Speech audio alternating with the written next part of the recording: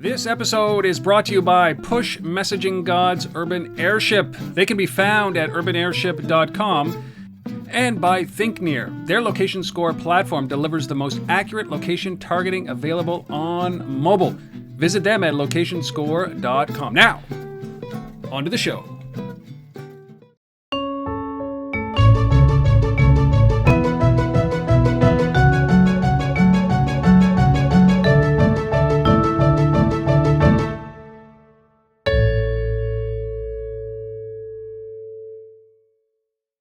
Hello, everybody, and welcome to Untethered.tv. I'm your host and founder, Rob Woodbridge. I am joined today by probably, I would say, one of my heroes when it comes to getting things done, because literally it is about getting things done. I've got David Allen here, who is the author of Getting Things Done.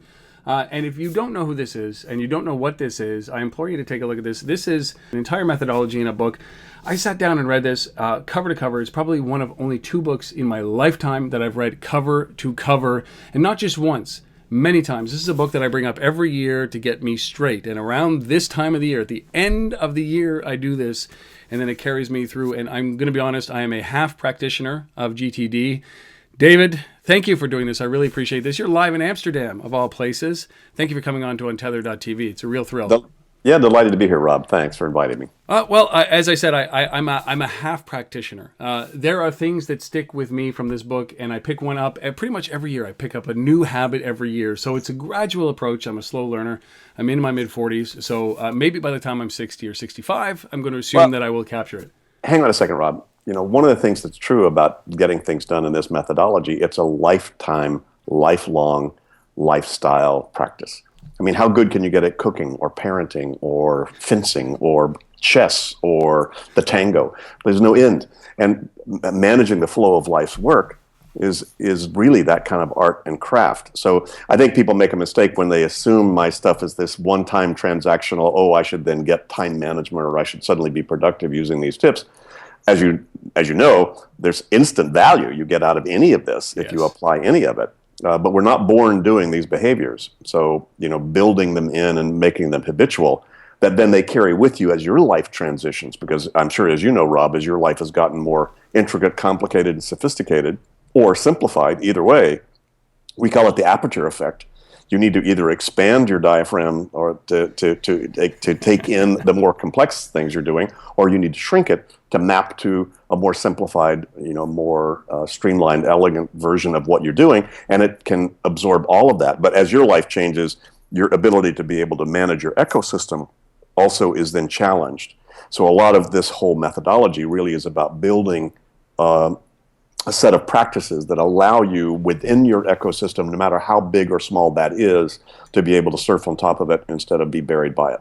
Is there great definition? Is there one constant for you that you can never that you can never give up? Like, is there one thing that I mean, for me, I'll give you an example. Is handle things once. Like from the get-go, that has been something that I've applied to everything that I do, not just in email as we move digital, but also into mail, into like forms with my kids' school. It just transcends. And your voice in the back of my head always like, handle it once. Pick it up and do something with it. Don't just put it back where you found it. Well, and by the way, you need to make sure that whoever's watching this understands handle does not mean complete. Right. Handle means decide exactly what it means and therefore where it goes and therefore how it sits in your ecosystem. So that's what you need to not avoid. That's what you need to do. So it's really engage with it in one time from an executive standpoint in terms of what does this mean and therefore where does it go and what am I going to do about it? But it doesn't mean you have to do the doing of it. It just means that you don't want that still spinning in your psyche as an incomplete decision or think about.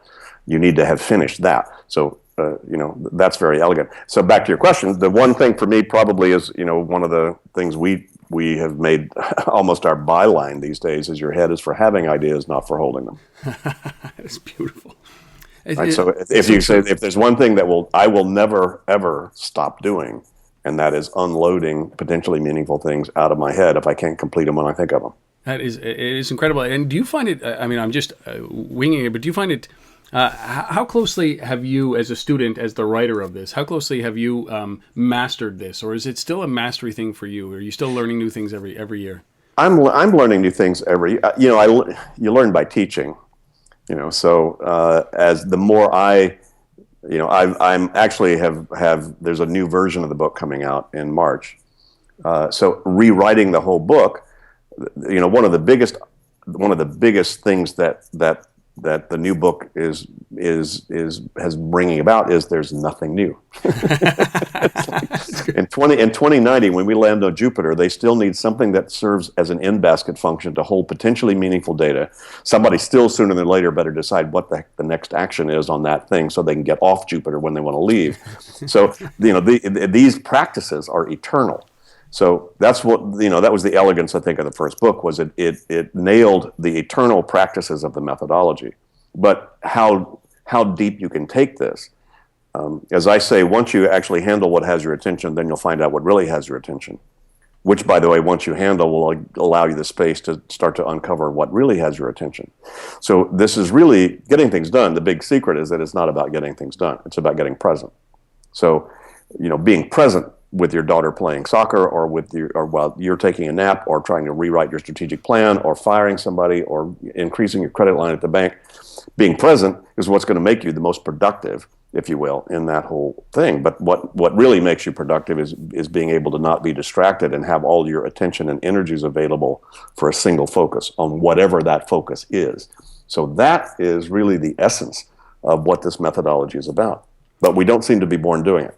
No, it's something we have to actually learn to do, and you can do better at. So I'm still, have my own refinements and challenges around the edges of this to make sure the problem is the better you get at this, the lazier you get at all of this stuff, because the more you trust, hey, look, I know how to get back on, so I get to throw myself on big waves because I got an ankle tether. So, the more you trust you have a system and a systematic way to actually get things in control and get yourself back and refocused, the crazier you become. At least the crazier it gives you that. And have you must have experienced some version of that, right? Absolutely. And because there's so many pieces to this, and I've been doing this since the book came out, but there's so many pieces to it that I do get lazy, but I get caught up in the process of becoming efficient, right? So I will implement everything at the same time, and I think this is a mistake that a lot of people do. I'll implement everything, and in basket, I will implement tickler files. I'll implement the whole 9 yards, and then it'll sit there, and I'll take maybe 15% of what I learned and apply it, and I feel confident that my system's in place. I can't forget anything, and oftentimes it doesn't end up right. And I think that digital tools, and I want to talk about this. This is the big piece here, is that the digital tools that we use. I'm an avid Evernote user, but I don't use Evernote. I just stuff in Evernote and I never go back to it, right? I just somebody referred to that as it's write only. It's not exactly. read only. It's write only. It's like all I'm doing is inputting. I'm not actually using the data I've got in there. It's there, and I got notebooks stacked with stuff, but I never go back and review. And I want to talk about the big thesis for this conversation is around the implication, the impact that these devices, this digital world that we're having is on productivity. But I have one question before we get there. Actually, two questions. One of them is, I have two 8-year-old boys. What's an age that this would be appropriate to start implementing, gradually with them? They're not strong readers. They're Woodbridges, so they'll learn to read eventually, I suppose. They do read. But is there an age limit, a low age for this, where we can start to adapt? Hold on a second. Before I let David answer that question, we need to earn a living. So here is a message from our sponsor. One of our sponsors here is ThinkNear. They figured out that the more accurate an ad is, the more effective it becomes. Then they built a company that does just that. One of their clients is Jeep, that iconic Chrysler brand of SUVs. They hope to prove that targeted ads made a difference on dealer visits. I talked to Brett Cohn, VP Marketing for ThinkNear, about the results. What we did is we set up 2 test groups for G. A test group with unfiltered location data, meaning it's coming straight from the publishers and not being scored at all. And we had a scored test group where we put it through the location score platform and filtered out only down to the most accurate data. Here is the difference between the scored and the unscored inventory. It is staggering. 94% of the impressions were delivered in the target area. For the unscored data, only around 29% were delivered in the target market. So it just shows you how impactful that location accuracy can be in terms of reaching your audience. We saw a cost per dealer visit that was 35% lower when we used good data. It really drives home the point that if you've got accurate data, you're going to deliver a more engaging and relevant ad to the user base, and they're going to react to it better. They're going to visit dealer lots more frequently. They're going to engage with your brand. And if you're not using accurate data, it can actually have a negative brand experience in that people are not getting relevant ads. And not only does your campaign performance suffer, but it can actually have a negative brand impact. Think near.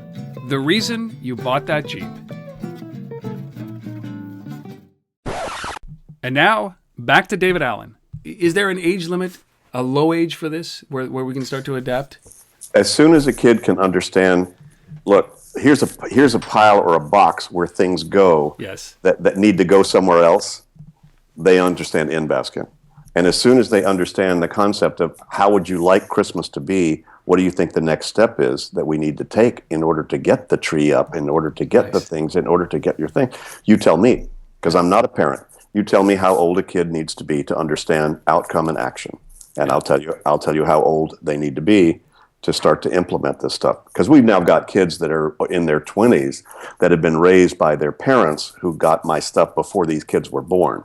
And so these kids have just grown up with the lexicon, keep everything out of your head, use an in-basket. What's the outcome here to this thing? I need to and keep track of that until it's finished. And what's the next action until the thing is finished? And these kids are just smoking the world out there. Their world is their oyster. You know, I mean, that doesn't mean they don't have problems or issues. We all do. But these kids are just surfing on top of it. So they've had it somehow osmotically from the very beginning because their parents demonstrated and modeled this behavior. You know, so I would make sure you and your environment are just doing this and modeling this behavior, and then that the kids kind of get that, and then as soon as you want to have these kind of conversations, there's nothing actually. You know, the essence of productivity is what are we trying to accomplish? How do we allocate resources to make that happen? You know, it's crazy. You know, just listening to you speak, you've been doing this for how long? Specifically these techniques and behaviors since 1981. So you tell me, what's that, 33 years? That's a long time. And I mean, when you launched this book, what was the reaction to GTD? I mean, I come from a developer background, so almost immediately the development community, the software development community, it just ate this up. They started not only applying it, but building software applications in order to support it, to make sure that it can actually be a part of their lives. But what was the reaction when the book came out, the first version? Well, you know, the hardback came out in 2001. Yeah. And so all the techies are not buying hardbacks. Come on, it hit the tech community as really the first non-tech meme that went through the tech community in '83 in 2003 when it went to paperback. Right. So as soon as it went to paper, and that also that was simultaneous with the blog world. Yes. So the bloggers caught onto this, and people like Guy Kawasaki and all the top early bloggers and tweeters and whatever caught this. So it spread through that world. And, you know, as I wrote in my last book, you know, one of the reasons this hit so hard in the tech community is the tech folks are almost as lazy as I am. Their whole world is how do we leverage stuff to make things easier. The tech folks are the hardest working people in the world about how to assist people in not working hard, you know, which is funny. And it also, to your point, what it did was it turbocharged, it put on steroids their favorite tools anyway. It gave them a thought process model that they could use those tools to apply. And because, as you know, GTD is tool independent. Yep. It allowed you to use whatever you wanted to do to be able to then build what we now are calling the external brain, which we know is just a requirement for survival, and you know, these days. You know, not keeping it in your head. So any of these tools, so you could objectify what your work is, and then use these tools as remembering and reminding, you know, functions. That hit a nerve instantly. Yeah. And the tech community was sort of on the bleeding edge of the overwhelm of, you know, information and information flow and change and startups and all that stuff. So it was very ripe for that world indeed. Have you had stories of people coming up to you throughout all these years? Obviously, you have where lives have been changed as a result of what your methodology has brought to their lives. Oh, almost every day I get an email or something from somebody Is there one else. significant that you can think of that I'm putting you on the spot here, David? But because this is, as we've said at the beginning, this is a gradual process that this methodology soaks in, and you learn as you go. But the changes, I've seen it, the changes in lives as a result of something like this, it can be profound. Oh yeah, there's one or two. I mean, some of them are I just for discretionary sake I couldn't tell you specifically, but in general, it's the most productive people that have thrown themselves most out of control. And oftentimes, those are the people who get the most out of this. It's like, wow, it relieved a huge amount of pain because it's there's a strange paradox. It's the people who need this methodology the least are the people who take to it the most. Because it's the most productive people that are most aware of drag on their system. And what this does is it relieves drag on your system. So, if you're not moving, getting rid of drag is a drag. But if you're trying to get to improve life, your situation, or if you're trying to flourish in some way and you're feeling resistance to that for whatever reason, what this does is it removes residue and dross out of your psyche, and it gives you more space, more creative space to be able to do that. The person who's come out, who's really very much out about his GTD championship and how much it changed his life and was absolutely critical is Howard Stern. So if you listen to Howard, he's one of the biggest fanboys of GTD. He's talked about it now for months. In terms of, he got coaching from us and it totally changed his life, opened up all kinds of creative space inside of him. And he'd tell you that because he says it on air. Yes. Yeah. And what's interesting is, in a way, people often think, productivity as a word has a lot of baggage. People think of business or busyness when they think of productivity. They don't think about, wait a minute, we had a rock musician in his 20s. This was, Evan Taubenfeld, who was Avril Lavigne's guitarist and producer, right? And he said before GTD, he started 100 songs a year. After GTD, he finished 100 songs a year. So the idea that the creative and spontaneous and intuitive side of life is somehow limited by a methodology that has to do with clean edges, making decisions, and a version of organization is really where I think the real juice is. So that's probably the most profound stuff, is people realizing this is not about working harder, it's about having space. Because how much time does it take to have a good idea? 0. Right. How much time does it take to refocus? 0. How much time does it take to be creative? 0. You don't need time, but you need room. If you don't have room inside your head and you're distracted, then you're not able to optimize your cognitive function. And that's a lot of what's happened, by the way, since the book was written. Since Getting Things Done was written in 2001, the last 10 years, a lot of data has shown up from the cognitive scientists that basically have validated this real truth, is your brain is really not designed to hang on to stuff. It's really designed to keep track of about 4 things, max. And it does that very well. And it also recognizes patterns very well, which computers can't even do that well yet. So you walk into a room, that's that. You're using long-term memory and pattern recognition, and you're making sense out of your world. You can't stop doing that. Mm-hmm. That's a naturally evolved survival skill. Gee, there's a bear. They probably could eat me. I'm going to run away. Right? So you learned that one a long time ago. But we've actually only learned to externalize, in any kind of a formal way, our thinking and our thoughts and reminders about things for the last 10,000 years, when writing really started to show up. But the brain has evolved over a much longer period of time. So it hasn't caught up. The brain hasn't evolved now to keep track of 3,000 emails sitting in your in basket and all this other stuff. So, the whole idea is we now have to have behaviors that allow the brain to get simple again so that it does what it does well. And so you need the space to be able to only focus on 3 or 4 significant things, at a time. And so, the kind of paradoxical thing, the counterintuitive part of what I teach is that you need to handle the not so important stuff so it doesn't, suck energy out of the really important stuff. So when you say, I need cat food, As soon as that occurs twice in your head, that just indicates you're inappropriately involved with your cat. You're taking up mental and cognitive space with something that does not deserve that. Right. But you can't just ignore it or go to sleep about it or drink about it or try to go unconscious about it. It won't stop. You know?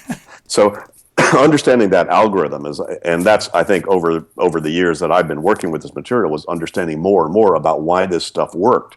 I just started to work it very practically. I had some great mentors that taught me pieces of this, and I watched how profound this was just for my own psyche when I began to implement some of these practices. And then when I turned around and started to share those things with my consulting clients, startups and entrepreneurs or whatever, every one of them, without exception, got more space, got more clarity, got more sense of control, got more inspiration, unlocked their creative energy. And that's been no exception for 33 years. So, it's incredible. How was this preordained? Is this the spot that you were supposed to be? I don't ask these questions very often, but I'm very interested in this because this is a very interesting path that you've taken over the last 33 years to be able to do this. How did it all start? Like, where does something like this emanate from? What was the first inkling that you said, "Hey, listen, 35 years ago, I'm gonna do this, and I'm gonna move into this space, and I'm gonna become this guy," as you've eventually become GTD guy, right? I got attracted to clear space through several different avenues. One was the martial arts. Yeah. High levels of training in that has a lot to do with clear your mind, because when you're jumped by 4 people in a dark alley, you cannot be distracted by 3,000 unprocessed emails, and function appropriately. And there are a lot of very practical techniques, meditation, focus on your breathing or whatever. If you're in serious pain, focus on your breathing. It gets you present, because pain only comes from past and future in your psyche. So if you can stay fully present, it's just experience. It's not, so there's lots of very, very real things, at some pretty sophisticated and subtle levels about how do you get clear. And then, also a lot of spiritual practices and self-development work and so forth, where I realized, there were a lot of things, patterns, that if I could get clear about that, if I could complete that, if I could finish that, if I could, if I could resolve that, get clarity about that or whatever, I suddenly had much clearer space.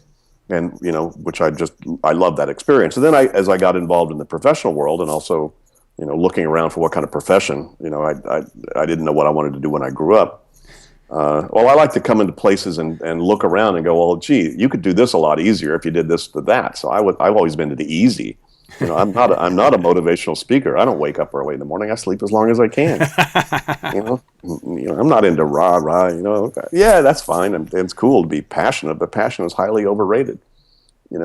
As passionate as you get, you're going to be that depressed. So, I like little small things that you start to build in, so life just happens a lot easier for you. It gives you more room to play, more room to be spontaneous, be creative. And I guess that was a prime driver. And then when I started to run across some of these techniques and experience that, because as my life got more sophisticated and complex, then I found that could disturb clear space, pretty easily. So how do you still be in this world that can be very fast moving, fast changing, and huge volume, and not be of it? How can I be in it but not be wrapped around it, like tied around it? And how can I stay clear and surf on top of it? So I guess that's still, gee, how much clearer can I be? What are the cooler things we can do so that we can still be even freer, more spontaneous, and even produce more value simply by showing up and letting us become channels for intelligence and intuitive, spirit-driven stuff that shows up in all different kind of forms. It's amazing. I mean, what else do you do? Like you write, you consult, you do training, you do coaching. Is there anything else that you guys do? You smell the flowers. Nice. Flowers. I love flowers. That's great. And we decided that to learn Amsterdam. We decided as a lifestyle, sort of change and a project. Catherine and I decided, let's go learn a city. Let's go move and get out of sort of U.S. centricity in terms of our thought process. And there were some good business reasons also to be in Europe. And so we said, here. So every day we try to do something, learn something or whatever, and experience do a deep dive into a culture and its DNA. And what cooler place than Amsterdam, as you know, to do that exploration. So, that's really a hobby in and of itself. We love good food and wine. We're foodies. And, we love just taking great walks with our Cavalier King Charles Spaniel and just, experiencing the relaxation of the world. So in a way, at age 69 now, it's kind of the easier and simpler it is, the more elegant, the experience becomes. I love it. I love it. Well, I mean, we are here to talk about this intrusion in technology, and I mean, I'm fully ensconced in this. I carry devices everywhere, and I'm no more than inches away from a screen at any given point in time during the day. And you brought up these themes that I'm very interested in around distraction, right? And the ability to clear your mind when pings are going off and notifications are happening, and I've got a watch that tells me when an email or a text message. I mean, it's incredible what is going on right now with the amount of information that you have, and I have implemented a lot of your advice around removing notifications from my screen. Don't get distracted by pop-ups and bings and pops and all of those kind of things. But this world that we live in... Why not? Why not? Why not? Why not get distracted? Well, nature is the most relaxing place in the world, and it has more data than any other place you could be. True. Technology is a rudimentary equivalent, essentially, of what nature gives you all the time. It's true. So you should be getting more input and get more relaxed. Here's the problem. Yes, please. But but I think everybody ought to spin that one. Yeah. Because you really, all the kids that are doing all this stuff, it's just because they're not out in nature. They're looking for all those different horizons of input, because if you want to go crazy, take away it all. It's called sensor deprivation. So we're deprived. We're actually looking for that kind of stimulus. Here's the problem. The biggest problem is it's not information. If that was, you'd walk into a library and die. The first time you connected the web, you'd explode. Yes. Right? The problem is potentially meaningful stuff. You're avoiding deciding what it means to you, but it might mean something important. Gotcha. Right? So it's the hidden stuff. It's the hidden berries and bears and thunderstorms and snakes inside of all those emails, right? Inside of all those things. And all those things, wow, there could be potentially meaningful stuff out there I'm not seeing. Oh my God, their kids are getting these classes. I don't know if I'm not giving my kids these classes. Are they going to get behind? They're not going to get into Harvard. Oh, Jesus, we need to be surfing 75 different, it's the stress of opportunity now, which is one of the reasons, it opened the floodgates of all kinds of ways to be distracted. A very simple way to solve that is light your house on fire. No, physically. Yes. And, give a crap about all the rest of the stuff, because it gets you highly focused on one thing. So the good news about all this plethora of stuff that's distracting and potentially distracting is it's going to force you to start to understand what's meaningful to you and what's not. Why are you doing? That's why I say, why does that bother you? There's got to be a reason that bothers you. The reason that bothers you is there are things you want in life to experience or get to, for which that distraction is taking you away from that. And that's an incompletion inside of you you're going to have to deal with. Yeah. So all it's doing is taking it to a more subtle level to let people be aware of what's not clear inside of you. What has your attention now about that? Come on, there are worse ways to, a great hobby is surf the web, or, productivity porn. Let me go find 3 more ways to do GTD with the new apps that are showing out this week. Well, what the heck? Why not? There are worse ways to spend your time. You might as well but look at it as a hobby.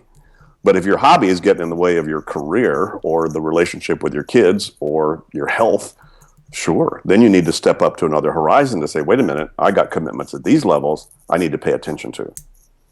And therefore, I'm going to let that stuff go. But, come on, let's get down to the practicality of it. I've been in the mobile digital world since before a lot of people looking at this were born. Mm-hmm. I got an IBM XT and a Radio Shack Model 100 and got onto EasyLink in 1983. Right? So my whole world has lived off of mobile. Yeah. Like, of course, why not? And by the way, if you're the only person with a spreadsheet and the word processor and email, you'll smoke the world. Exactly. The problem is the rest of the world has all that too. They all caught up, David. That's the problem. Right. So if you want to stay involved and stay up on the front end, then some part of you has to decide you're going to need to probably play in that game as well. So did it increase productivity? On some grander scale, probably. like the telephone did, or like the railroad did, or like the steam engine did, or like any of that stuff did.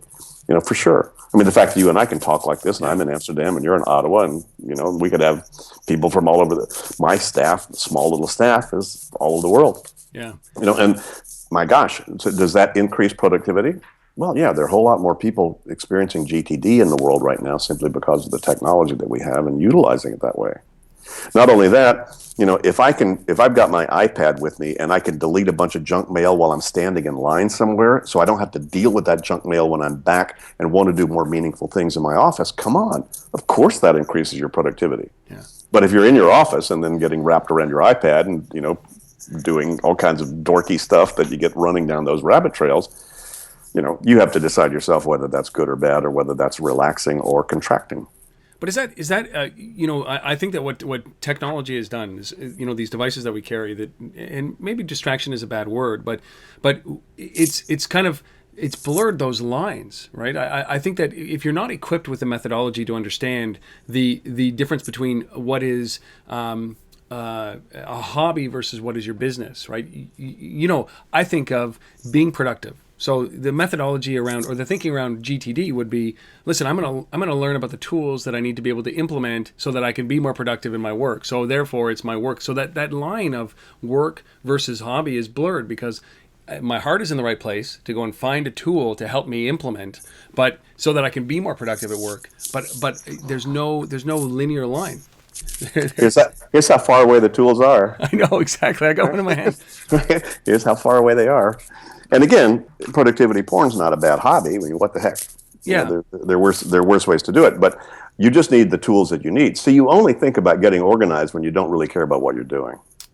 So you use it as a distraction. Does a painter get organized? Does a chef get organized? Yeah.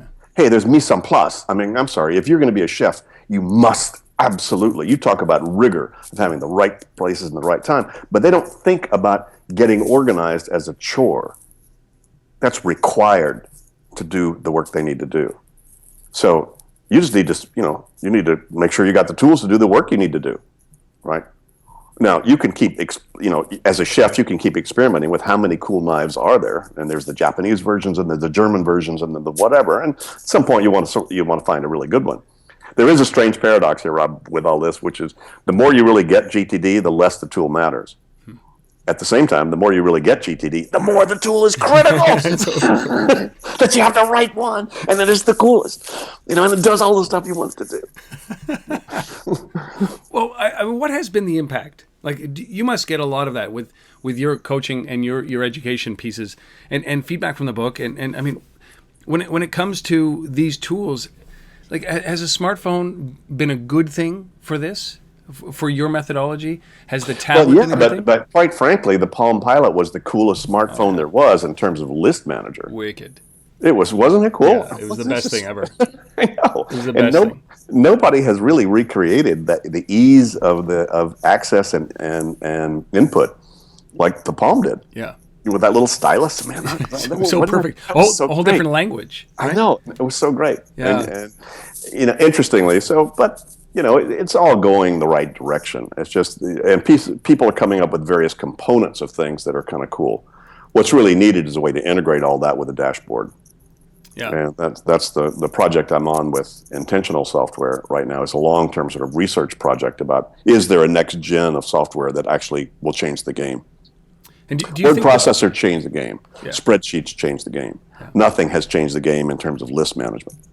No, and there's a billion of them out there that do the same thing. But my point about Evernote is a perfect example. Is that I catalog, I scan, I take photos of all my receipts, I put them all up in the cloud. They're all up there. And then what's lacking is as you said, it's input only. Is the benefit? It almost seems, because I'm doing these things, but it's not coming back to me in the way that I would assume that it would as a result of implementing a methodology. Are we in risk? During the web days, David, it was like this. We spent, people realized one day when you took a link away from a website, that page disappeared from human view, right? you can't do that with a book. You can't do that with a library. You can't just take a book away and it disappears. Like you take a link away from a web page and that content disappears. And I clear my brain and I put it up in the cloud and it in my mind it's dealt with. But really it's still lingering over there. But it's out of sight, out of mind. Does digital facilitate that a little bit more than paper in front of me? Well, it's all about trusted system. How much do you trust your system? Right. I mean, there are still very, very, very high-level executives out there. Their whole system is 23 people. Yeah. They don't write anything down. Yeah. They just walk in, they're led here, here's where you sit, here's around the table, here's a briefing on each one of those people. And then they sit there and just, integrate information and then make decisions and then spit the results out. And they walk, who was that masked man? No ripple in that water, right? So there's no difference if you say, I trust, that's now, I've completed it. It's the results of that are parked somewhere I trust, or I don't care, right. Either one. Right. So there's no residue left in your psyche. So it's all really about what still has your attention. At some point, everybody probably needs a Zen lesson of having it all blow up and you have to start again. Yes. The detachment from data. That's a nice lesson to learn once. Well, no kidding. Yes, you can't just fall back on that, can you? Every time. No, it gets overwhelming. Like my inbox is overwhelming, and I always just think I can Control A, delete, right? But I can't. Like there's something holding me back. Sure. And maybe that's why the little pings that come on my phone just remind me that there's 1,000 emails in there that have to be dealt with at some point, right? Well, and just from an efficiency standpoint, it takes a lot less effort to maintain a 0 base of backlog than it does with 5,000 base of backlog. Absolutely. You just have to decide what's backlog and what's data. Yeah. Right. So backlog says there's still something I need to think about or decide about or do with this that I have not clarified or decided or done yet. Whereas data is it's a data store. So what? It's a library. Yeah. I'm a pack rat. I've got on this computer, I've got 2 years worth of email. Why? I can. I got room. Why not? Exactly. I can keep it. So I'm not into dumping stuff. What the heck? And I got all kinds of photos in there. What the heck? Why not? It's fun. But I have no attention on it. What I've certainly learned after 30 years is to decide, wait a minute, is there still something I want or need to do about this, as opposed to I just want it available as best I can, whatever I want it. Yeah. And those are that's a clear front-end distinction about clarifying it. So, the whole 5 steps that we've uncovered about how do you get stuff under control and focused. First, you have to decide, you have to capture it. So you have to identify what it is. Then you need to clarify, what does it mean to you? Is that just data store? Is that just reference in case I need it? Is that something you still need to do something about? Is it something you might want to do something about later? Therefore, it needs to be incubated. Is it something you don't need at all, so you ought to trash it? Or is it something that now even represents something bigger you're now committed to that you need to identify and put a stake in the ground about that? So this is all the executive decision making that the GTD methodology identified. They didn't make it up. I just identified it because that's what everybody does anyway. It's how you get your kitchen under control or your company under control. As you go through these capture, clarify, organize, reflect, and engage, you go through those 5 stages in anything. If it's not totally on cruise control yet. That's how you get stuff on cruise control. We just identified what those steps were. But again, they don't happen by themselves. No. And, we just went through the process of cleaning out my childhood home's basement. And you can imagine what that is like. And the potential rabbit trails of what's in that box. Oh my God. My mother was an avid reader, right? So, and she kept every issue of National Geographic magazine since time began, right? And so just, there were 8 tons of books in her basement. And we went through these books and every one of them. And I just looked up to my siblings and I said, like, guys, we'll be here for years. Like, it took 30 years to amass this. It'll take us 30 years to get rid of it all. We have to make these decisions that it's like, is this of value? Do we put it in this pile or this pile? And there are only those 2 piles, right? And so I was in there directing based on your methodology. The same thing. It's like, pick it up once and put it in a pile. Don't put it back down. Don't do anything with it. Just, we have to make decisions on this. And if you've ever looked at your basement right now, whoever's watching this, go down and look at your basement. And that is what's going on in your brain right now. If you don't go through this methodology to be able to extract, right? Get rid of some of this stuff, a little bit of freedom. And then it realized when we did all of this, that an empty basement was actually usable space. That's my analogy right there, David. It was just, it's not just an analogy. It's an example. Yeah.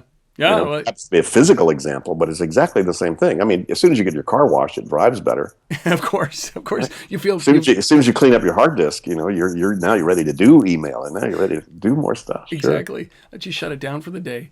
Well, what about how does do these tools impact the way you move forward with what you're doing with GTD? You talked about software. Is there this perfect piece of software that is going to help us alleviate this? Like, I look at the GPS as one of these, like it was manna from heaven.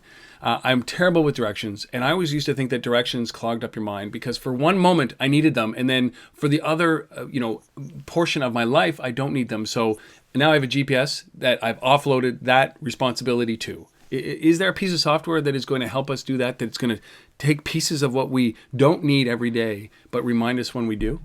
Yeah, yeah, that'll come. Okay. And you could sort of cobble it together now if you wanted to. Call, how often do I want to? You have kids? I do. I have two of them. And what are their names? Jack and Ben. They're twin boys. They're 8 years Okay. old. Yeah. Right. How often do I want to be reminded about Jack? How often do I want to be reminded about Ben? What would I like to be reminded about when I am reminded about them? Yeah.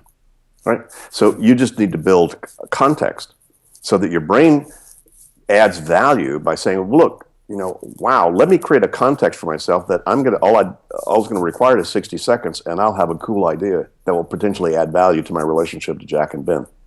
Right? So you can do that now. Only you have to cobble it together, right? As opposed to having that handed to you called, hey, Rob, all you have to do is let's define your ecosystem of everything that's potentially meaningful to you, all the relationships potentially meaningful to you, and then let you start to build context about what you want to be reminded of when about those kinds of things. And once you make those decisions, here's where the results of that can go. So that, basically the use, ultimately you'll still just need some sort of a list manager, in a way. But the thinking process, as I've always said, people are trying to get smaller and smaller, smaller and smaller, smaller, and their thinking is getting smaller and smaller, smaller, smaller, smaller. So, the things this size are for implementing what happens when I'm thinking big. So I want to be thinking really big about this or that. I want to walk in and see a hologram. By the way, there's just sidebar. There's a huge Christmas tree hologram spinning in the Rijksmuseum cafe right now. Amazing. It is, how do they do that? It is really amazing. Anyway, but to be able to see something like that in my office. So when I say, here's a thing, and it says, gee, David, every Friday afternoon at 3:00 or every 16 days, I want to think about this. And then I'll see that there, and then it gives me all the tools to add to my thinking, to capture my thinking, to trigger my thinking. Because it would take you a good bit of mental horsepower to sit down and say, what are all the things that might be potentially relevant for me to think about my kids? Mm-hmm. Their health, their school, their favorite color, their hobbies. What cool things have I learned that I might want to teach them? What have they learned recently? I mean, come on, how many things? How good a parent could you be? Yeah. I mean, there's an end. There's no end to that game in terms of that. But to build templates and models for yourself to say, okay, here's the cool things I want to think about, and I want to park that here so that you don't have to remember what to remember. Right? So right now, it's still pretty labor intensive cognitively. I need to still remind myself what I need to look at when and in what context.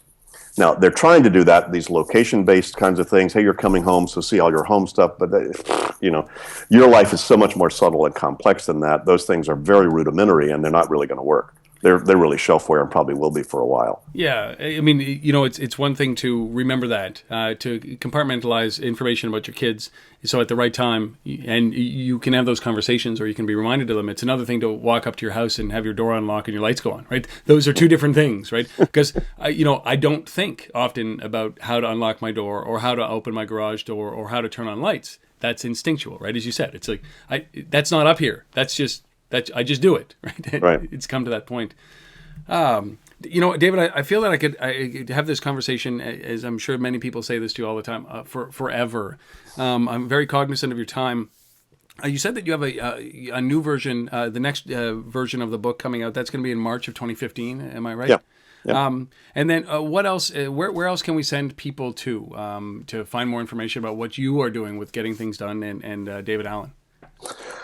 Well, gettingthingsdone.com is our company's website. Yep. There's a lot of stuff, a lot of free things there, a lot of things to surf around. If you haven't seen it lately, we've sort of rebranded ourselves and become much more kind of authentic and real and comfortable and relaxed and spontaneous, Yes. which is really what this is about, as opposed to sort of the old corporate image Yep. of productivity and so forth. So I invite everybody to go there, and you'll see lots of stuff going on. Well, you know what? We're starting to franchise our work around the world now. So we're getting, we're now certifying trainers, in 50 countries, so that we have exclusive franchisees. So we've been building for the last 2 to 3 years an exportable version of sort of a global set of our training program of getting things done. And we're starting to certify folks all over. Another reason for me being in Europe, we're getting a good bit of traction for that here. So if you go to our website, you'll see who our franchisees are, and you'll see, trainings available around this, that it's now starting to spread around the world. And that's cool. It's been a big vision. Yeah. Did you ever think, as you were going through this process, that this is where you would end up, with doing certifications and franchises around the world for this methodology? I never knew how to do that, and Yeah. and I wasn't into. I'm not particularly entrepreneurial or aspirational in the sense of building some big company or whatever. My whole thing was to figure out the methodology and then be as efficient and lazy as I could to find what's the best way to distribute this, to as many people as might want it. And just trying to figure that out, and to figure out a business model that could still support that. Yeah. With this, essentially, it's a bit of open source here. I mean, it's all in the first book. If you just read the book, there's a lot of stuff there. But we know and have known for years that the more people engage with this, to be able to support them with this process, from a training aspect and a coaching aspect and a follow-on aspect and a support aspect, that's really the business that I'm in, and trying to figure out how better to do that so we can reach more and more people. Because golly, how many, this is not like running with scissors here. I mean, there's no cultural bias, no gender bias, no personality bias. Anybody who's got to keep track of more than one thing then they can finish in the moment they think of it needs this methodology, and it's becoming more of a have to have instead of a nice to have. So it's kind of nice to be positioned to be able to do that. I've known from the beginning that this methodology had that power, because I watched it happen without fail with every single individual that we did this with. And as we started to put this into a training format, to just watch how many people just truly changed their lives. For those who, some people go, ho hum, I don't need this. Yeah.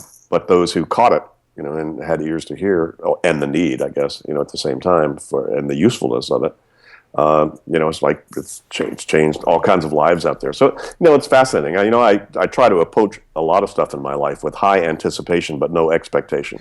I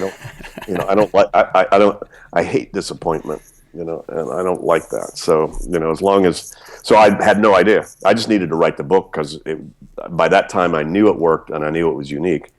And I just needed to write the manual in case I got run over by a bus, at least to be there. It's great. It's great. You hate disappointment. Well, you have landed on Untether.tv, so this may be the first one.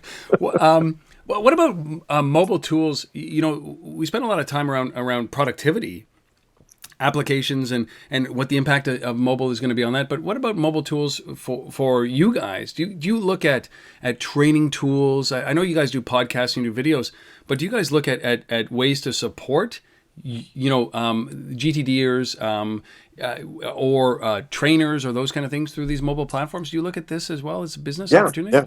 No, as a matter of fact, I just looked at a startup this afternoon here in Amsterdam.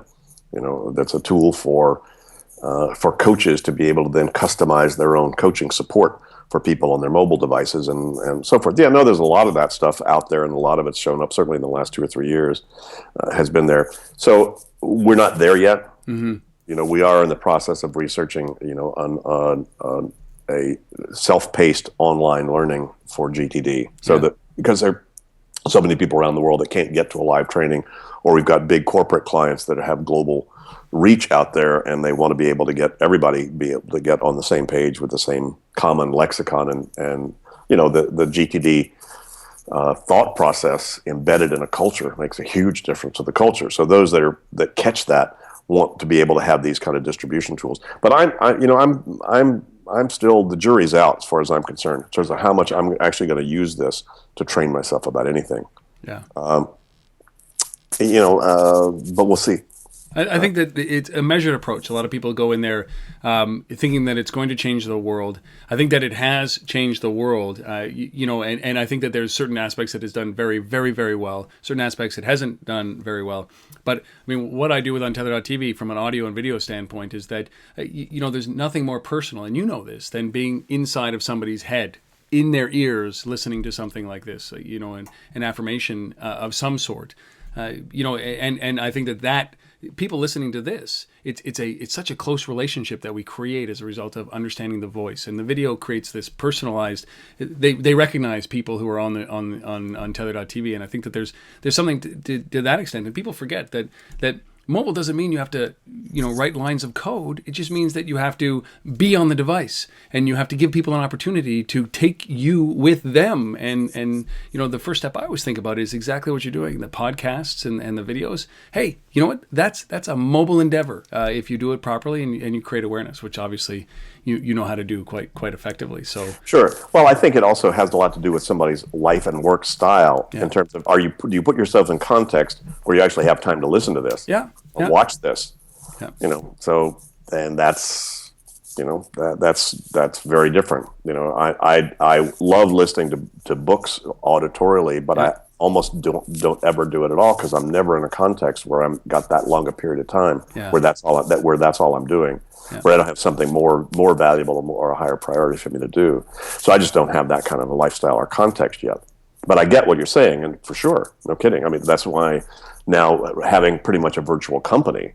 So these are like our business conversations and so forth, and it helps hugely to have webcams and to be able to see people. Yeah. It makes a ton of difference, as you know. Big impact. Do that. So I agree with you. That's made a huge difference out there, and probably will continue to. The more real it kind of becomes. I love it. Well, I was reaching back here, and I don't, but I have a whole bunch of I give as gifts. You had a little wallet that you have a little pad in with a little tiny pen. Exactly. So mine is sitting over in the corner. I give them as gifts because I think that it's such a small thing that has a huge impact when you can unload something like that. I cannot go unsaid because they are amazing little tools that you have created. And you can find more information about this at Getting Things Done. For those of you who are out there who haven't, I implore you, go and pick this book up and start this journey now. And for those of you who have it sitting on the shelf, go and pick it up and read it again. You'll learn something every time you read it. It's one of those things like Gary Vaynerchuk's Crush It and Tim Ferriss, The 4-Hour Workweek. It is a yearly read for me just to refocus and recenter. I think that everybody should be doing this, especially, after listening to this, I'm going to sit back and it's my first book for 2015. David, I can't thank you enough for being a part of Untether.tv, for lending your time here. I truly appreciate it, and your insight, as always, masterful. Thank you for being a part of this. My pleasure, Rob. Best of luck and safe travels and good health to all of you out there. Yes, you too. Enjoy Amsterdam. We've been speaking with David Allen, the author of many things, but the author of Getting Things Done, the practitioner, GTD guy on Twitter. Go to gettingthingsdone.com. David Allen, thank you so much. Folks out there listening, wherever you are, whatever you're doing, you made it this far. Thank you. It means the world to me that you put me in your head like this each and every week. Thank you. And we'll see you again next time on Untether.tv. Thanks, David.